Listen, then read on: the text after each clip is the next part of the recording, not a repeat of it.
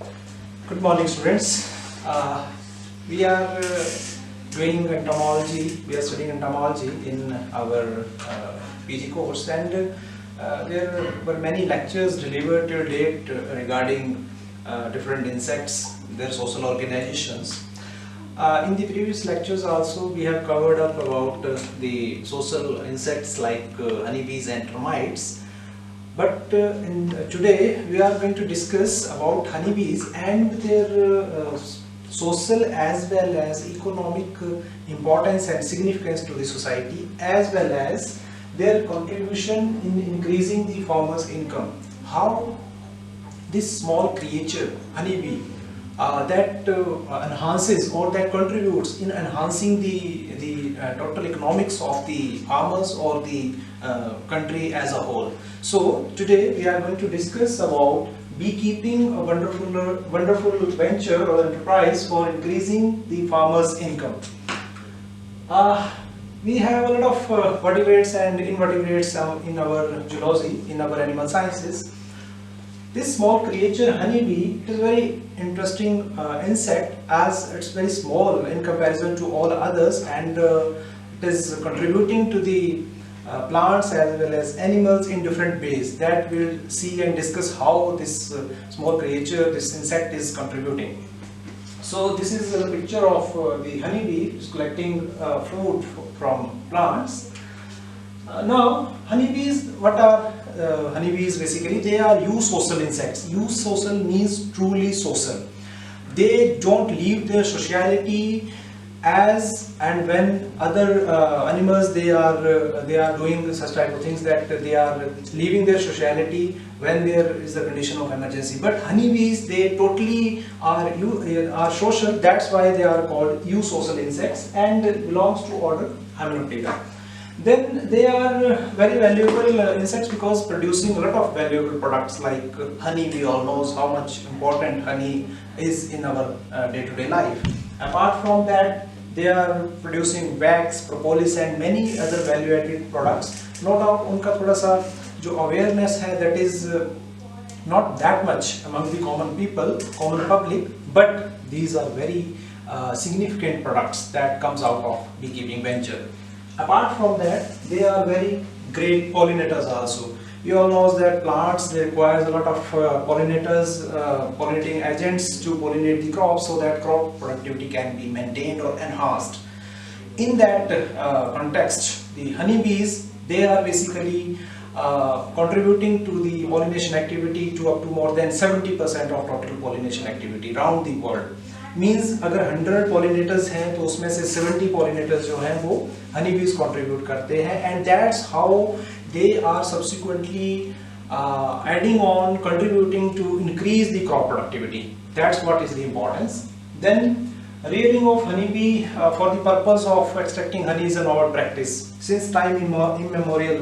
पुराने प्राचीनतम समय से हनी बीज को रियर करते आ रहे हैं हम, और सिर्फ शहद निकालना एक हमारा मकसद रहता है, या कॉमन पब्लिक का ये परसेप्शन है कि हनी बी सिर्फ शहद के लिए जानी जाती हैं. बट अगर हम साइंटिफिक बी कीपिंग का बात करें तो we are going to discuss today a lot of products apart from honey, जिसको सुनकर आप हैरान हो जाएंगे कि ओ ये भी प्रोडक्ट्स हैं हनी बीज के या बी कीपिंग के जो हनी के अलावा हमें मिलते हैं, and their prices in markets are too high. That we are going to discuss in this lecture today. So as a whole, apiculture, it is basically rearing of bees for the purpose of honey as well as other value-added products, and for the purpose of pollination also. Also, they are having good connection with the horticulture and agricultural crops, because अगर pollination कर रहे हैं तो agriculture और fruits और vegetable जो horticulture में cover होते हैं उनकी productivity increase होगी, disease कम लगेगा, and that's how they will be contributing as a whole to the enhancement of total economy of the country. That's what is the apiculture. It's not a very simple thing कि आपने मधुमक्खियाँ पाल ली और beekeeping हो गया या apiculture हो गया, ऐसा नहीं है. It has very strong relations with the economy of any country. You know, अगर honeybees disappear हो जाता है, एक बार आप honeybees को एनिमल किंगडम से हटा के देखिए, you will find you have nothing to eat. आपके पास खाने के लिए कुछ नहीं बचेगा. That is what is the importance of this small insect. So you can see how these bees are reared, कैसे इनको rear किया जाता है, और कैसे इन पे डिफरेंट ट्रेनिंग प्रोग्राम्स, कैसे इन पे हैंड टू हैंड ट्रेनिंग करके इनको rear करना, डोमेस्टिकेट करना, प्रोडक्ट्स निकालना सीखा जाता है. Something about the historical background, how the venture of beekeeping that came up in this world. Earlier, the people used to do beekeeping like this. These are the fossil traces which we have got from different fossil records. कैसे आप देख सकते हैं कि imprints मिले हैं पुराने समय में कैसे beekeeping होता था. और then somewhere in 1800s, 18वीं 19वीं शताब्दी जो थी उसमें कैसे वुडन बॉक्सेस में, वुडन केजेस में हनी बीज को पालते थे, which is still a practice in somewhere in Himalayan terrains की अगर हम बात करें, हाई एल्टीट्यूड हिमालयस में अभी भी वुडन लॉग्स में मधुमक्खियों को पाला जाता है. And this is modern beekeeping. You know, in the Langstroth High we are domesticating the bees now, and that is very modern technique of rearing the bees. So in India अगर हम बात करें, इंडिया में जो commercial beekeeping था उसका जो trend था, that came up somewhere in 1940s. Efforts were made to domesticate first with Apis cerana scientifically. पहले भी करते थे. Apis cerana is basically Indian bee, Apis cerana indica, Himalayan bee. उसको पहले भी डोमेस्टिकेट करते थे, बट उसकी साइंटिफिक रियरिंग जो है for the purpose of honey along with other products and research, that started somewhere in 1940s. उसके बाद the field was need कि अब हनी का जो डिमांड है वो बढ़ा मार्केट में. People demanded honey after independence of there, so it necessity was felt कि या तो हनी एपिस सिराना की ज़्यादा रियरिंग करके हनी की क्वांटिटी बढ़ाई जाए, या कोई दूसरा हनी बी स्पीसीज इंट्रोड्यूस किया जाए which contribute more towards this. So then somewhere in 1960s efforts were made to bring in Apis mellifera, which is an Italian bee from Italy to the India. बहुत सारे efforts हुए, बहुत सारे researchers, बहुत सारे scientists इसमें लगे. One person, one scientist who was later awarded or named father of beekeeping in India, Professor Avtar Singh Atwal, he got succeeded somewhere in 1961-62. He got succeeded, and luckily he introduced Apis mellifera, Italian bee, which is called exotic bee, in India and in Himachal Pradesh, in our region, in our locality, somewhere in district Kangra. वहाँ पर एक छोटा सा location है, हटवास नगरोटा भगवा station है district Kangra में. वहाँ पर at that time that was in Punjab, you know 1971 से पहले Himachal and Punjab was the one state. तो उस टाइम पे that area was in Punjab. तो प्रोफेसर अटवाल ने एपिस mellifera को इंट्रोड्यूस किया डिस्ट्रिक्ट कांगड़ा में. Then they manipulated, they spread it, and later on transferred to Kullu. Then somewhere in 1970s की अगर हम बात करें तो जो डिवीजन हो गया, हिमाचल और पंजाब अलग स्टेट बन गई. Now Professor Atwal was the native of Punjab. He went in the Punjab region. तो हिमाचल रीजन जो है वो फिर से अलग पड़ गया. Then what happened? Propagation हुआ, जो मेलीफेरा के कुछ कॉलोनीज थे उनको पंजाब ले जाया गया, somewhere in Ludhiana, Punjab agriculture university में. And then you can say एक क्रांति आई एपिस मेलीफेरा की मैनिपुलेशन में, या फिर प्रोपेगेशन में, या फिर स्प्रेड होने में, और पूरे इंडिया में एपिस मेलीफेरा के बॉक्सेस और कॉलोनीज को सप्लाई करना शुरू कर दिया गया. That's how commercial beekeeping with this अपनी स्वदेशी मक्खी जिसको एपिस सिराना बोलते हैं, और विदेशी मक्खी जिसको एपिस मेलीफेरा बोलते हैं, दोनों के साथ स्टार्ट किया गया. So that is what is the small history, and now there is a lot of boom in this area, because अगर हम लुधियाना का ही बात करें तो there is an apiary called Kashmira Apiary, Tivana Bee Farm, जो कि crores of rupees turnover है. अगर हम सिर्फ एक कश्मीरा पायरी की बात करें, whose owner is Mr. Jagjit Singh Kapoor, somewhere 400 crore rupees is the turnover in a year. एक साल में इतना turnover है. They are producing a lot of honey, they are producing a lot of honey related products, other value added products, and they are supplying it to foreign countries. They are exporting it to foreign countries. Their products are not available even in local markets, and they have along with them a team of nearly 100 scientists and 600 junior and senior professionals to work on the honey and its aspects only. So that is what is the perspective of honey or beekeeping in India. Moving ahead, something about different species of honeybees in India. अगर हम in total बात करें पूरे world में, तो we have somewhere 44 species in the world as a whole. But India का बात करें तो we have 7 numbers. उसमें से भी हम जनरली हम बोल देते हैं कि मधुमक्खी है, कहीं बैठा हुआ दिखता है, छत्ता या बॉक्स दिखता है तो बोलते हैं कि मधुमक्खी है. But as a student of zoology and entomology you must know कि this is not a simple मधुमक्खी, इसकी बहुत सारी स्ट्रेन्स हैं, स्पीसीज हैं. So listing 7: Apis dorsata, Floria, Sirana, Mellifera, Endorphomis, Cosinicovi and Laboriosa. These are 7 number of species which are there in our country, right? Now talking upon those which are commercially, economically, ecologically beneficial or directly contributing to the mankind. These are the 2 numbers. वैसे तो 3 है, Apis dorsata, Apis mellifera, Apis sirana. Apis dorsata को हम इस list से यहाँ से हटा रहे हैं because Apis dorsata is a wild bee. It is a widely distributed around the world. पूरे वर्ल्ड में पाया जाता है. अगर इंडियन कंटेक्स्ट में बात करें, इंडियन कमर्शियल बी कीपिंग का बात करें तो उसमें 2 स्पीसीज जो हैं, Apis cerana and Apis mellifera, वो कंट्रीब्यूट करती हैं, right?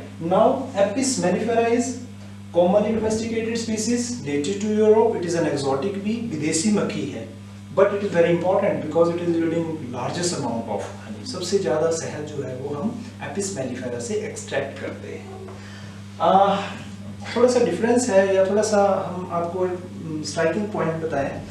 Largest producer of honey is apis dorsata, is mentioned here. Now because this is a wild bee, तो इससे हम सारा का सारा शहद नहीं निकाल पाते हैं, है ना? अगर हम सारा शहद डोर्सेटा से निकालें और सारा का सारा मेलिफेरा से निकालें तो ज्यादा जो है वो डोर्सेटा प्रोड्यूस करेगा बिकॉज इसका साइज बड़ा होता है, इसकी कलेक्टिंग एफिशिएंसी ज्यादा होती है.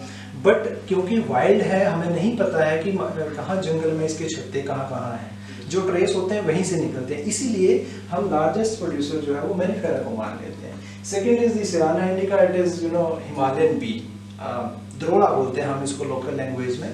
और अभी भी हिमाचल के बहुत सारे घरों में अगर बैक साइड पे देखें तो ये आ जाता है बहुत इजीली और वहाँ पे रहने लग पड़ता है. हालांकि शॉर्ट टेम्पर्ड होता है, छेड़े तो कई बार काट भी देता है, but still it can be Rudyard very easily. पुराने समय से इसको हम रियर करते आ रहे हैं. ये हमारा को बोलते हैं स्वदेशी मक्खी है ये.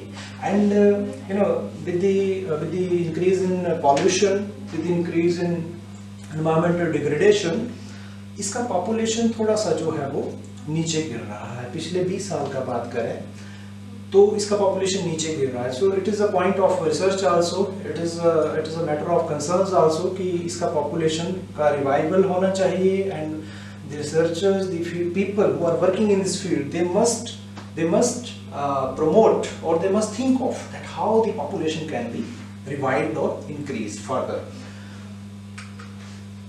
This is the nesting behavior. This is Apis dorsata. कैसा छत्ता बनाता है देखिए. Apis sirana ये रोटियों की तरह छत्ता बनाता है back to back. Then Apis florea, it's a very small bee, सबसे छोटा dwarf bee बोलते हैं, बोने कद का. And Mellifera ये boxes में इसको rear करते हैं हम. So this is the latest, you can say, modern beekeeping with Apis mellifera, right? Now something about caste of honeybee. कितनी caste हैं? There are 3 varieties. There are 3 castes: queen, worker, and drone. है ना Bharti? Queen कितना होता है? 1. There is 1 queen in the whole comb. एक छत्ते में 50,000 मक्खी भी हो सकती है, 80,000 भी हो सकती है, but queen एक ही होगा. There is 1 queen. Then we have workers. Workers कितने होते हैं? On an average, very less, say 100 or 200, or upon requirement they may increase the numbers. So workers are 20,000. Sorry, workers are somewhere in thousands and drones are in hundreds, है ना? तो ये जो drones हैं, they are basically males. वो males होते हैं and they does nothing. उनका एक ही काम है कि whenever the queen has to reproduce, जब breeding होना है, वो भी समवेयर साल या 2 साल में या 3 साल में एक बार, बिकॉज ब्रीडिंग एक बार ही होगा और उसके बाद it continuously queen continuously starts laying eggs. तो ये एग ले करता रहता है जो क्वीन है और मेल्स का ज़रूरत नहीं होता है। But because it is a social insect, तो तीनों जो कास्ट हैं उनको समवेयर मेंटेन करके चला जाता है। तो कुछ नंबर्स जो हैं वो ड्रोन्स के रहते हैं और बिकॉज काम नहीं करते हैं इसलिए उनको जो हम कॉमन लैंग्वेज में बोलते हैं कि कुछ नहीं करते तो निखट्टू है, तो उनको निखट्टू भी बोला जाता है। It is a technical word in entomology और एपिकल्चर, निखट्टू, right. Now these are the morphological differentiation. See, drones, they are having some swollen abdomen. Queen is having very sweet and beautiful body.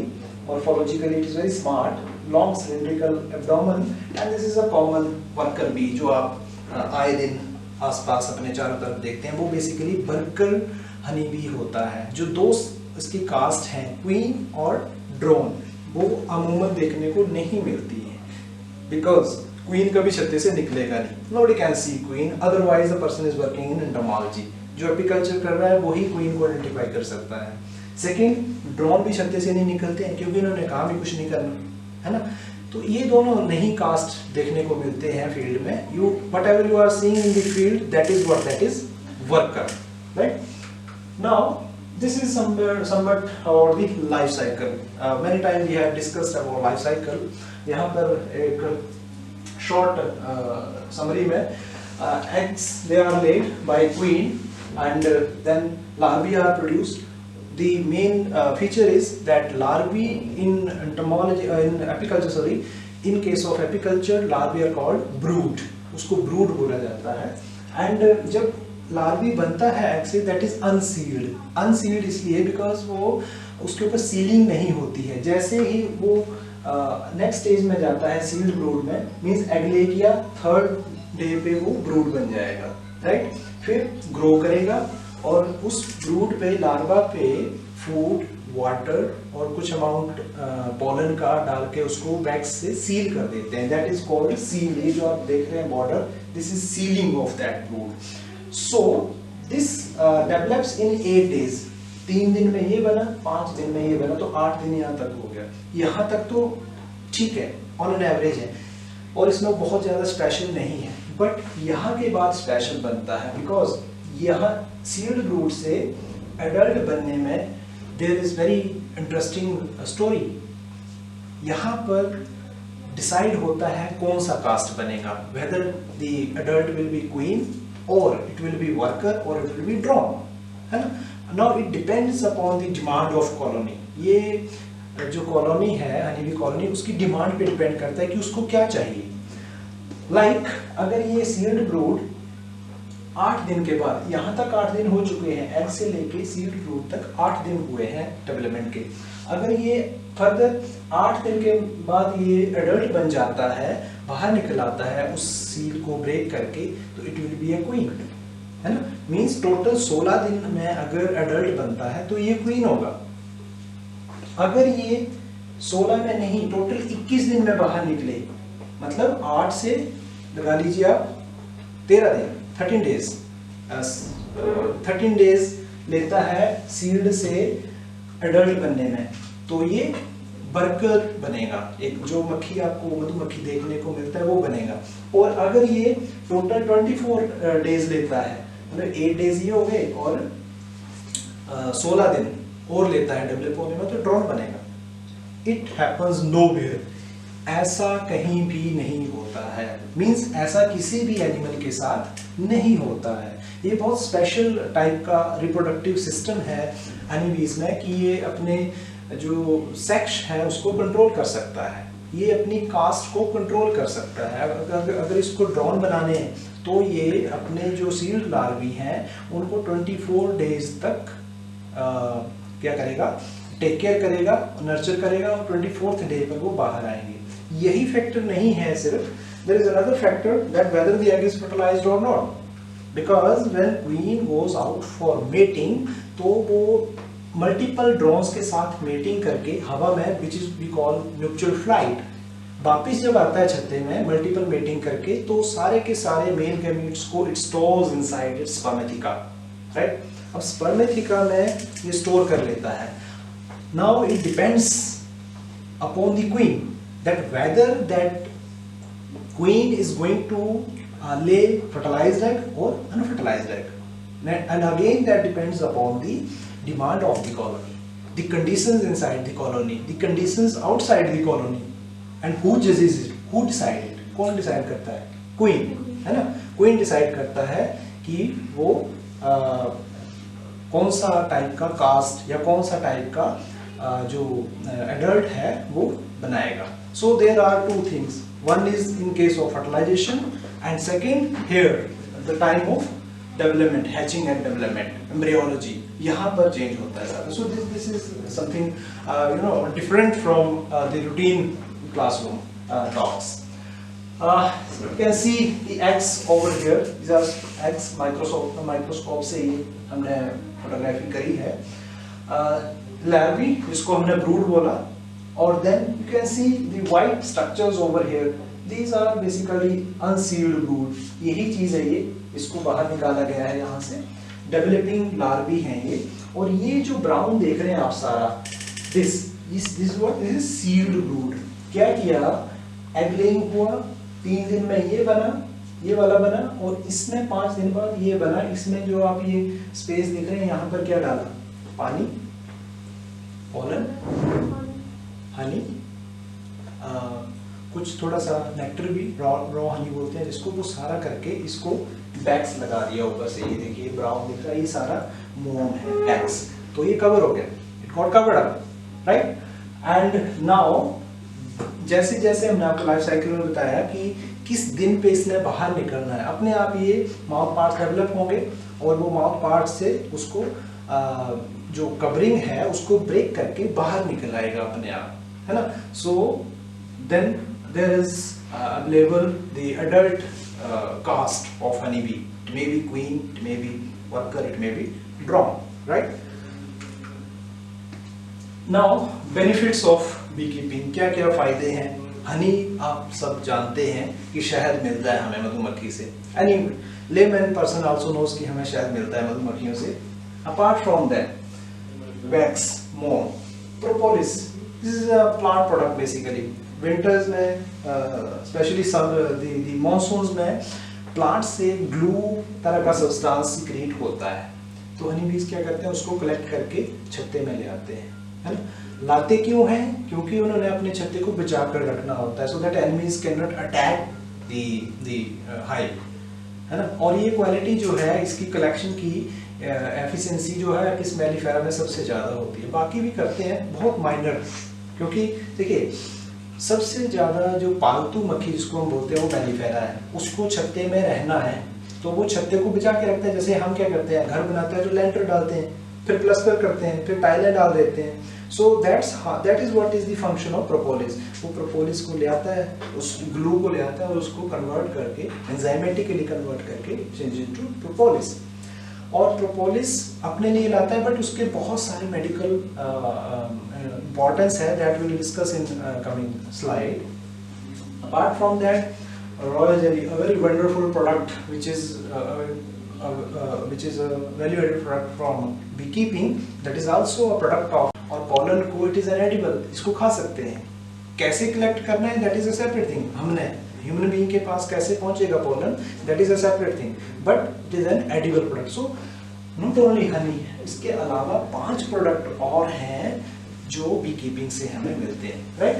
और अगर हम products की बात से हटके बात करें तो pollination, they are very good pollinators, one to another, intraspecific, हर तरह की पॉलिनेशन में हनी बीज कंट्रीब्यूट करती हैं, है ना।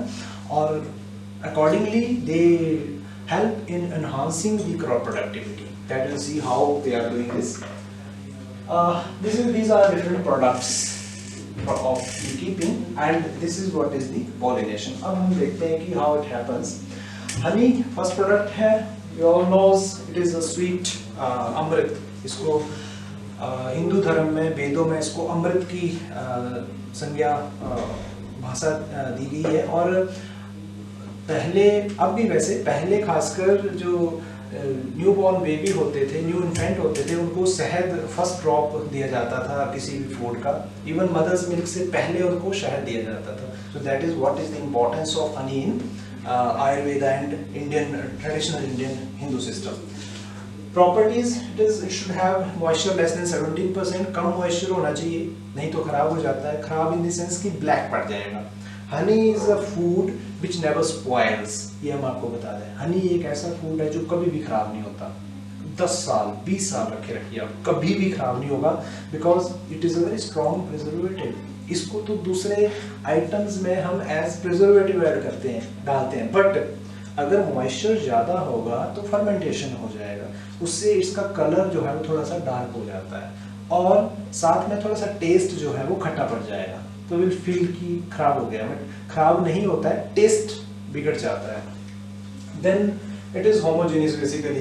कई बार हनी क्रिस्टलाइज भी हो जाता है, जम जाता है। आजकल मार्केट में ये काफ़ी रूमर्स है कि जमा हुआ शहद अच्छा नहीं होता, बट ऐसा नहीं है। जमा हुआ क्रिस्टलाइज शहद भी अच्छा होता है, बट उसका जो जमना है, उसकी जो क्रिस्टलाइजेशन है, that should be very uniform, है ना। ऐसा नहीं होना चाहिए कि ढेले ढेले बन गए, नो। जैसा देसी घी होता है granules, it should be just like granules. अगर ये ग्रैनुलर है, it is very pure honey. Colour में vary from light to dark brown, very light shades. Lab में आप देख सकते हैं, कई हमने सैंपल्स रखे हुए हैं डिफरेंट लोकेशन से, डिफरेंट फ्लोरल सोर्सेज से। बहुत लाइट येलो शेड से लेके डार्क ब्राउन शेड तक मिलते हैं हनी, बिकॉज जैसा नेक्टर होगा, जैसा सीजन होगा, वैसा ही हनी का कलर आएगा, है ना। Then it is acidic in nature, pH acidic होता है, and that is also one of the reason कि ये कभी खराब नहीं होता, है ना। एसिड्स कभी खराब नहीं होते, बेसिस खराब होते हैं हमेशा। जो चीज पीएच 7 की तरफ को बढ़ती जाएगी, खराब होने के चांस ज्यादा होते जाएंगे, है ना। जिस भी चीज को हमने लंबे समय तक रखना होता है, we want to preserve anything, we add acid to that. Like हम अचार बनाते हैं, है ना। अचार में क्या डालते हैं हम? आम का अचार डालना है हमने, तो हम उसमें क्या डालेंगे? ऑयल डालेंगे, और उसको खट्टा करने के लिए क्या डालेंगे? क्या डालेंगे? सिरका, खटाई, विनेगर, है ना। That is acidic. तो जिस चीज को हमने खट्टा करना होता है, उसको हम प्रिजर्व करना होता है, उसको हम खट्टा कर देते हैं, है ना। मीन विटामिन सी डाल देते हैं उसमें, सिट्रिक डाल देते हैं, और ये अपने आप में ही एसिडिक है, तो it's a very good preservative.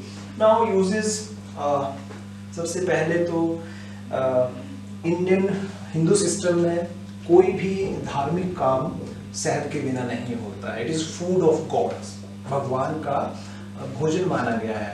Then to our body, हम इसको डे टू डे लाइफ में यूज करें, बच्चे कफ एंड कोल्ड में यूज कर सकते हैं, even not only educated, uneducated, illiterate people भी इसको यूज करते हैं, है ना। सबको पता है कि शहद खाना अच्छा होता है। I am hopeful, I may be presuming कि आपके और हमारे दादा दादी बहुत अच्छे से पढ़े लिखे नहीं हैं, है ना, हो सकता है। बट आप उनको बोलेंगे ना शहद, या पहाड़ी भाषा में अगर हिमाचल में बात करें तो मखीर, तो उनको आपसे ज़्यादा पता होगा कि इसकी क्या वैल्यू है, कब खाना है, कैसे खाना है ना। आईज में कुछ गिर जाता था पहले, तो आई टॉनिक्स नहीं होती थी, एलोपैथी वाज नॉट देयर, तो काजल की तरह हनी डालते थे उसमें, और 10 मिनट में आईज क्लियर हो जाती थी।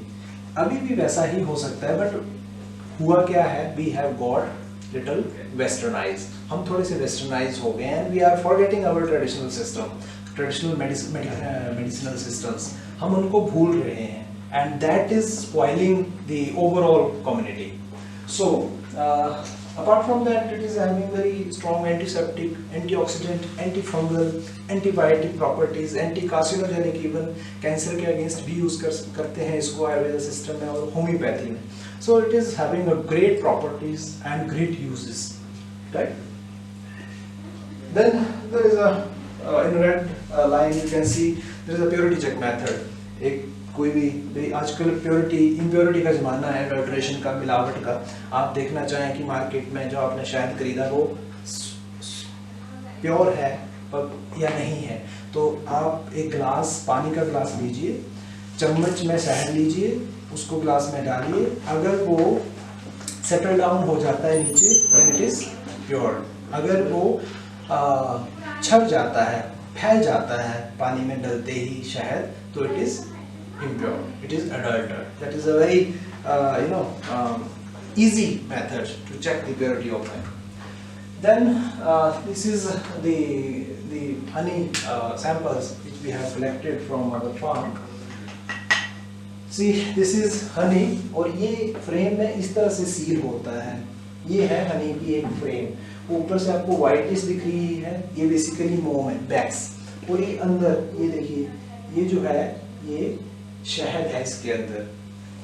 ताकि शहद बाहर ना गिर जाए इसलिए उसको वैक्स से सील कर देते हैं फ्रेम को, है ना। हम भी ऐसा करते हैं ना, हमने कोई चीज़ बचा के रखना है तो हम उसको किसी कंटेनर में डाल के रख देते हैं, ऊपर से ढक्कन लगा देते हैं।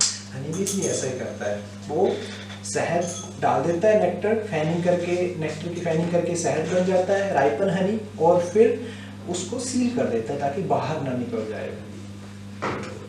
Another is the propolis, another product. It is basically plant product जो हमने आपको बात किया, और composed of resins and balsam. Somewhere 10% oil होते हैं, scented oils होते हैं इसमें, और चिपचिपा होता है ये। Whenever it is exposed to air, it gets solidifies, hard हो जाता है ना। प्रॉपर्टीज की बात करें, all immune properties like oxidant, antioxidant, antibacterial, antifungal, antiviral, सारी प्रॉपर्टीज होती हैं प्रोपोलिस में भी। जब ये प्लांट्स से लेके आते हैं हनीबीज, तब ये सारी प्रॉपर्टीज नहीं होती हैं उसमें। जब ये अंदर ले आते हैं, फिर एंजाइम्स उसमें ऐड करते हैं हनीबीज खुद में से, तो ये जाके प्रोपोलिस बनता है। पहले ये ग्लू होता है, नॉर्मल प्लांट प्रोडक्ट, और जब ये प्रोपोलिस बन जाता है तो फिर इसमें ये सारी प्रॉपर्टीज आ जाती हैं, right. Uses may be used as local anesthetic, reduce spasm, then heal gastric ulcer also. It is used in treating dental diseases and also useful in bronchitis and tuberculosis.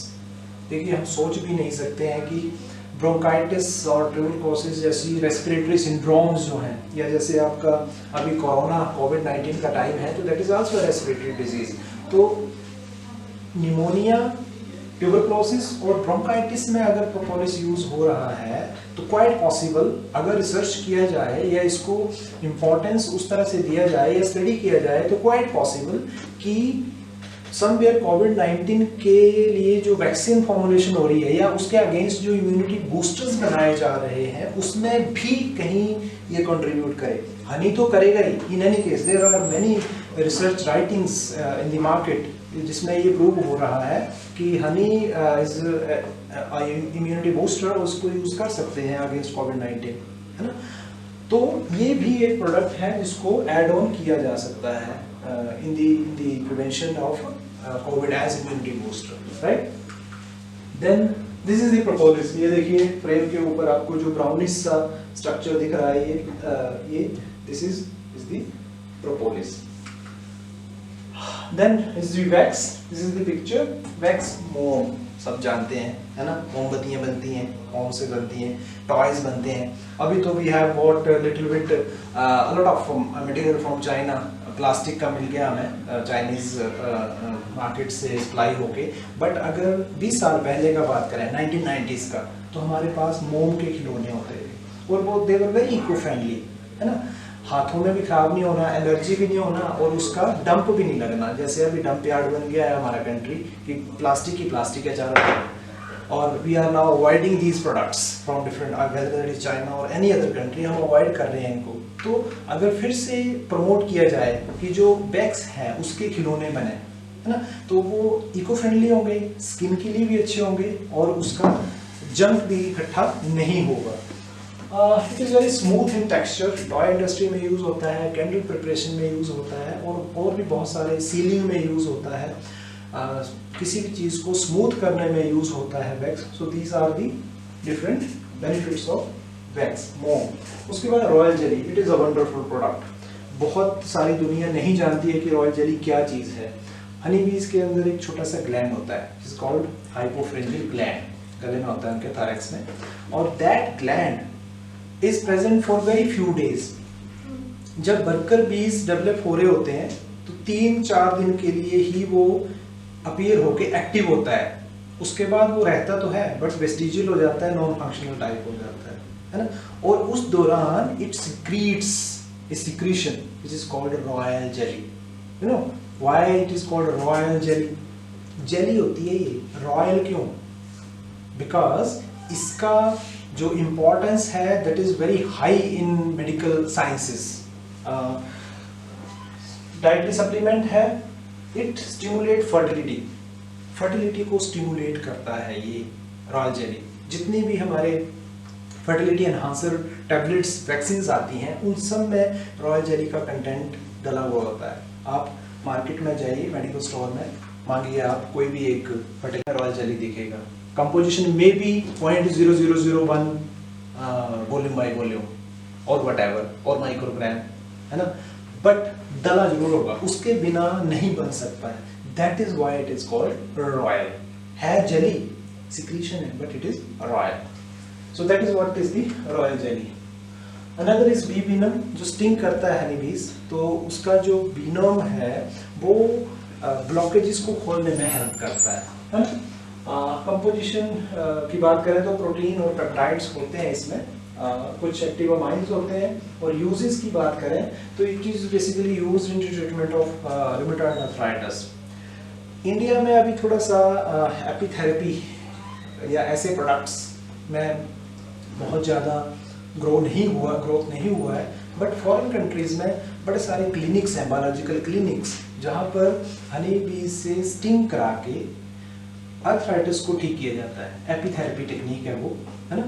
Frequency और उसकी जो number of stinging है वो monitor की जाती है। ऐसा नहीं कि रफली कैसे भी करना है, ऐसा नहीं होता है। मेडिकल सिस्टम में तो वो जज किया जाता है कि इस तरह की ब्लॉकेज है, इतनी ब्लॉकेज है और उसको इतनी बीज से स्टिंग करा के ठीक कर सकते हैं। कोई मेडिसिन यूज नहीं होती है ना।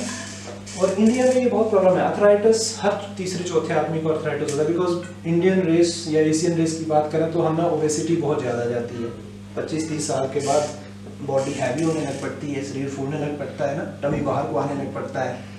एक बात और, अगर आप शहद खाएंगे ना पानी में डाल के नींबू के साथ, तो टमी भी अंदर चला जाएगा, है ना। So keep on practising all these things, right.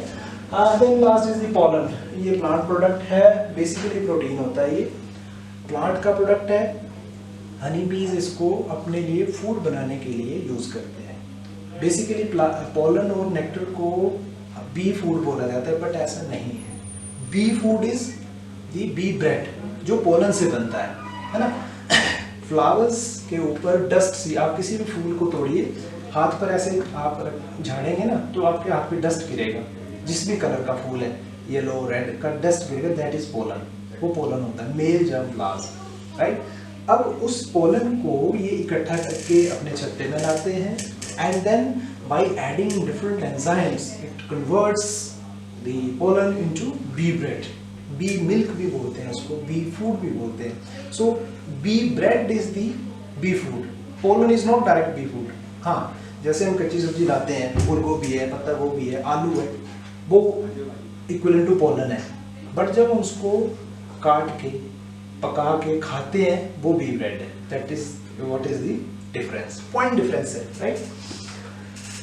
These are the pictures. ये देखिए, समझने की कोशिश करिए पोलन और बी ब्रेड में डिफरेंस। ये एक छत्ता है मधुमक्खियों का, ये पोलन ट्रैप लगा दिया है ताकि पोलन जो आएगा वो कलेक्ट करके लाएंगे, उसको हम कलेक्ट कर लेंगे।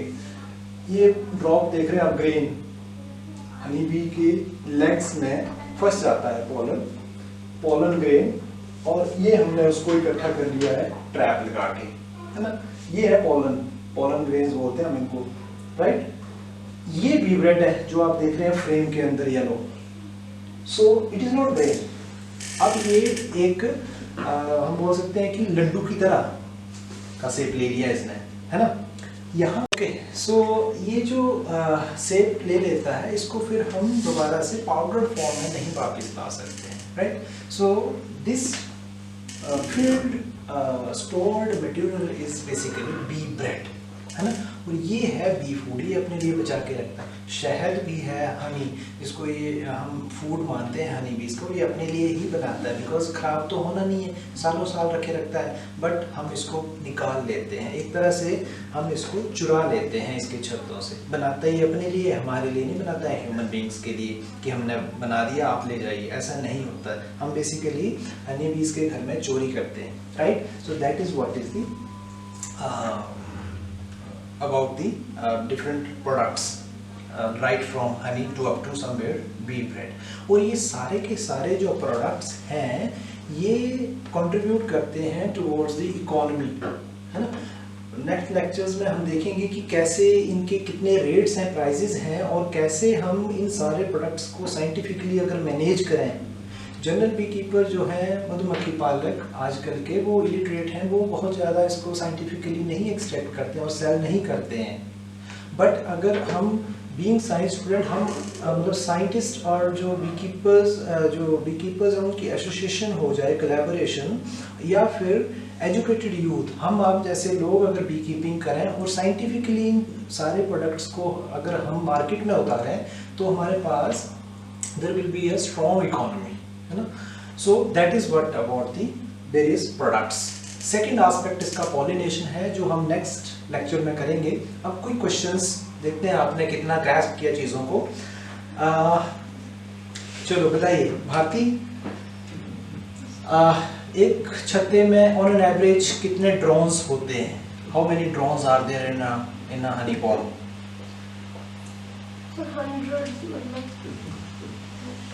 समवेयर 100, है ना। हंड्रेड्स नंबर, थाउजेंड्स में नहीं जाते। अगर नंबर्स बढ़ जाएं तो उनको वो खुद ही उठा के बाहर फेंक देते हैं, है ना।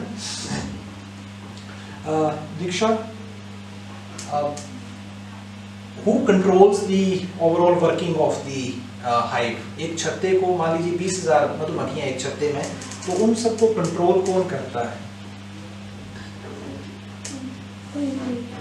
क्वीन, है ना। Queen is the caste which is controlling the functions and the systems inside the, whether it is morphology or physiology or whatever inside the honey hive, right, or colony, right।